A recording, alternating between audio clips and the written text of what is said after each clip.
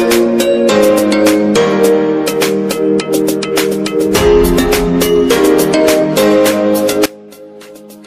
ഇന്ന് നമ്മൾ ഒരു സിമ്പിൾ ആയിട്ടുള്ള ഒരു ചായയാണ് ചെയ്യുന്നത്. ഈ ഒരു ചായയിൽ ഞാനൊരു സ്പെഷ്യൽ ഇൻഗ്രീഡിയൻറ്റും കൂടി ചേർക്കുന്നുണ്ട്.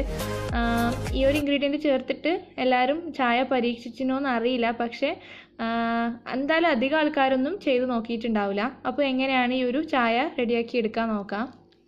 ചായ ഉണ്ടാക്കാൻ വേണ്ടിയിട്ടുള്ള പാത്രം വെച്ചിട്ടുണ്ട്. ഇതിലേക്ക് 1 കപ്പ് പാല് ചേർക്കാം. ഈ ഒരു കപ്പിന് ഞാൻ 1 കപ്പ് വെള്ളം കൂടി ചേർക്കുന്നുണ്ട്.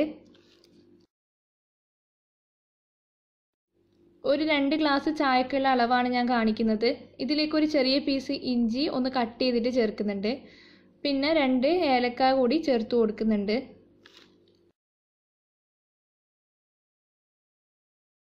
ഒന്ന് മിക്സ് ചെയ്തെടുത്തിട്ടുണ്ട്. ഇനി നമ്മുടെ ചായനെ സ്പെഷ്യലാക്കുന്ന ആ ഒരു സ്പെഷ്യൽ ഇൻഗ്രീഡിയൻറ്റ് ചേർത്ത് കൊടുക്കാം. ഞാൻ ഇതിലേക്ക് ഒരു 1.5 ടേബിൾ സ്പൂണോളം മിൽക്ക് മെയ്ഡാണ് ചേർക്കുന്നത്.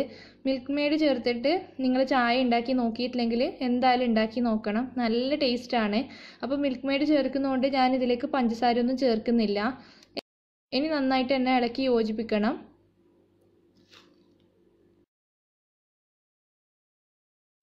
അപ്പോൾ നമ്മുടെ ചായക്കുള്ളത് തിളച്ച് വരുന്നുണ്ട്. ഇനി ഇതിലേക്ക് 2 ടീസ്പൂണോളം ചായപ്പൊടി ചേർത്ത് കൊടുക്കാം.